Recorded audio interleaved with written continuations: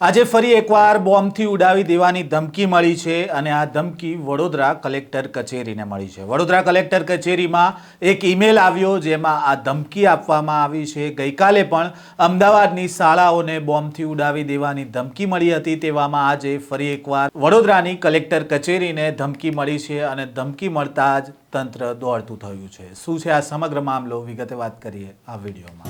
વૈષ્ણવજન તો તેને કહીએ જે પીડ પરાઈ જાનાને રે। નમસ્કાર, નવજીવન ન્યૂઝમાં આપનું સ્વાગત છે। હું છું જયંત દાફડા।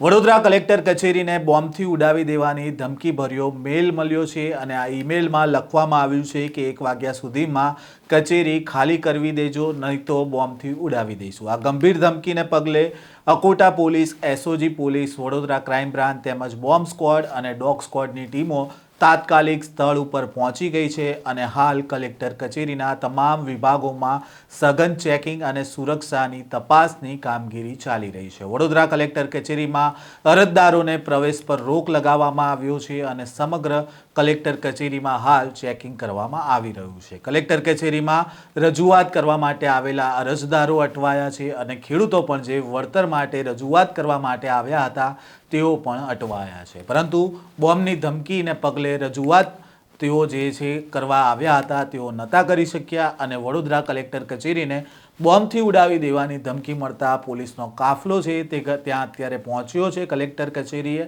અને ચેકિંગ શરૂ કર્યું છે। આ મામલે તો પહેલાં શું કહી રહ્યા છે ડીસીપી મંજીતા વણજારા, તેમને સાંભળીએ। અત્યારે હાલ જે સવારના મેલ મળ્યો છે એના અનુસંધાને પોલીસ સતર્કતાથી સમગ્ર કલેક્ટર કચેરીના અંદરના વિભાગ અને બહારના વિભાગોની તપાસ કરી રહી છે। સાથે સાથે બીડીડીએસ ટીમ છે, ડોગની ટીમ છે, અમારી ક્રાઇમ અને એસઓજીની ટીમ પણ છે, જ્યારે આખા પ્રેમાઇસીસની ખૂબ ઝીણવટપૂર્વક તપાસ કરી રહી છે। મેડમ, મેલ આવ્યો છે ક્યાંથી, કેવી રીતે, શું છે મેલ કોણે મોકલ્યો છે, કયા ડોમેનથી આવ્યો છે, એની તપાસ ચાલુ છે। કયો વિભાગ તપાસ કરશે એની સાથે? એ અમારી અલગ અલગ ટીમો છે, સાયબરની ટીમ છે। મને અમદાવાદ, ગાંધીનગર, વડોદરા અલગ અલગ સર્વર છે કે એક જ સર્વર છે?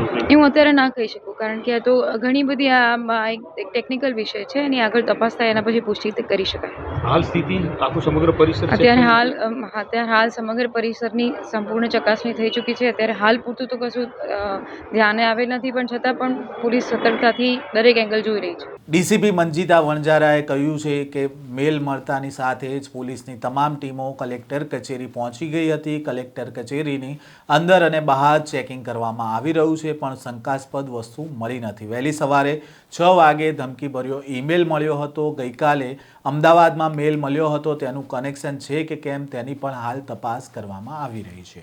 ઉલ્લેખનીય છે કે ગઈકાલે બુધવારે અમદાવાદ, ગાંધીનગર અને કલોલ શહેરની અલગ અલગ સ્કૂલોને બોમ્બથી ઉડાવી દેવાની ધમકી મળી હતી। 26 જેટલી સ્કૂલોને ધમકીભર્યા ઈમેલ મળ્યા હતા અને ધમકી મળતા સ્કૂલોમાં પણ તપાસ શરૂ કરવામાં આવી હતી। પોલીસ, ફાયર વિભાગ અને બોમ્બ સ્ક્વોડની ટીમો દ્વારા સ્કૂલોમાં તપાસ કરવામાં આવી અને આ તમામ સ્કૂલોમાં તપાસ પૂર્ણ કરાઈ હતી અને કોઈ પણ સ્કૂલમાંથી કોઈ એવી વસ્તુ મળી ન હતી। ઉલ્લેખનીય છે કે ધમકીને લઈને અમદાવાદની કેટલીક સ્કૂલોમાં રજા પણ ગઈકાલે જાહેર કરવામાં આવી હતી। જો કે આજે રાબેતા મુજબ આ સ્કૂલો ફરીથી ચાલુ થઈ છે, તેવામાં આજે વડોદરામાં કલેક્ટર કચેરીને ઉડાવી દેવાની ધમકી આપવામાં આવી છે અને તેને લઈને ફરી એકવાર તંત્ર દોડતું થયું છે।